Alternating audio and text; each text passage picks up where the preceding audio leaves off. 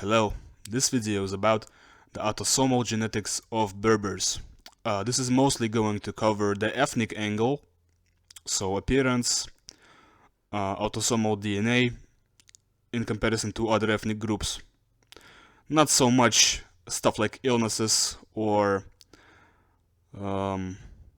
personality. This will be for different videos. So the Berber language. There are many different dialects of Berber or Amazigh language, which in itself belongs to the wider Afro-Asiatic language family. Notice how I say Afro-Asiatic and not Semitic. That's right, Amazigh or Berber languages are actually not from the Semitic branch of the Afro-Asiatic language family. However, Berber languages are Afro-Asiatic, meaning they are somewhat closely related to Semitic languages such as Arabic or Assyrian. Linguists speculate that 10,000 years separates the Berber languages from Semitic languages, which is actually longer than Indo-European languages have existed altogether. Berber ancestors in the Paleolithic. In the Upper Paleolithic, some researchers speculate that a group by the name of Ancestral North Africans inhabited Maghreb. This is entirely fictional and cannot be proven or disproven. You can choose to believe in the existence of such a group, similarly to the Basal Eurasian group, for example, but in my personal opinion, this is complete farce and should not even be considered seriously. A much more likely explanation for the differences between Zudzuana, Natufians, and Cro-Magnons is extra Neanderthal-related admixture in Cro-Magnons mediated through an ancestral North Hyperborean group, which I have touched on in a different video. But of course, David Reich would never let such an idea slip by his research.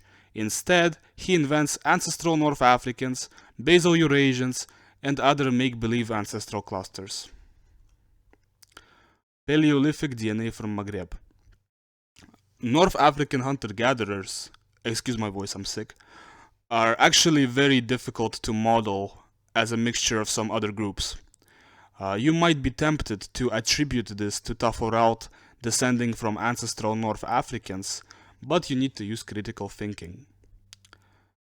So, what David Reich will not tell you is that instead of Taforalt being highly divergent from Eurasians because of some ancestral North African admixture, instead of Zudzuana being highly divergent from WHG because of some Basal Eurasian admixture, have you considered that this divergence is in fact because of ancestral North Hyperborean admixture in WHG and Eurasians relative to Zudzuana and relative to ancestral North Africans or Taforalt or whatever?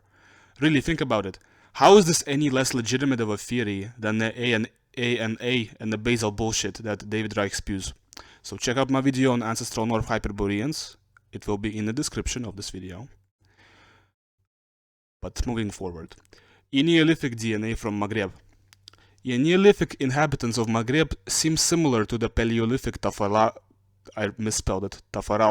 hunter-gatherers, with just a tiny contribution from Anatolian farmers.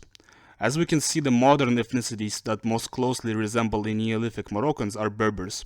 However, the distance is very high, which indicates that modern Berbers are actually not that similar to these Neolithic Moroccans.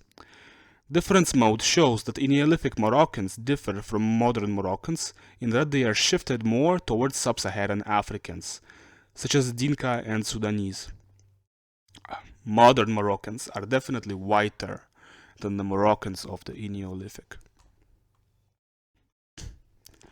What happened to North Africans in the European Bronze Age? I say European because there was never really a Bronze Age in North Africa. Iron Age North Africans, represented by Tunisian Ker, Kouan, whatever, already have mostly non-Taforalt, non-Eneolithic Moroccan autosomal DNA. Something major must have happened between the Eneolithic and the Iron Age, most likely in the Bronze Age, that made North Africans whiter and more similar to Southern Europeans, among other Eurasian groups. In fact, Iron Age Tunisians are closer to every non-Sub-Saharan African group than Eneolithic Moroccans. Could some kind of Minoan Greek or Phoenician influence cause this? I say it is unlikely. My personal theory is that there was a migration from southern Europe into North Africa, either during the European Bronze Age or earlier, but that still wouldn't explain the steppe component in modern North Africans. Here is a chart showing the steppe and other exotic components in modern North Africans. So, Tur Tepecik Çiftlik Neolithic is Eastern Turkish Neolithic. It's kind of you could say the Mediterranean, or more proper, I would say it is the Churka component. It's very high in Tunisians, Algerians. It's very high in all North Africans except for southern Moroccans. Levant PPNB is kind of Natufian or Semitic, Giga Super Semitic component. It's pretty low in all of them. None of them really have WHG, but what's interesting is they all have a little bit of Yamnaya. They all have 3 to 7% Yamnaya. And I don't have any clue how that Yamnaya got into North Africa. So, comparing modern Algerians to Eneolithic North Africans in autosomal DNA. Modern Algerians can be best represented as a mixture of Eneolithic Moroccans and Sardinians. Eneolithic inhabitants of North Africa can only be represented as a mixture of modern Algerians with sub-Saharan Africans, with bad fit because of modern drift. So here I show a model, trying to model Algerians, the modern ethnicity of Algerians, as a mixture of several groups, and my model shows only 22.8% Eneolithic Moroccan, so only 22.8% Taforalt, and the rest would be, European, Saudi, and Nigerian Igbo. So modern North Africans are mostly Eurasian. Phenotypic differences between pre-Iron Age North Africans and Iron Age North Africans.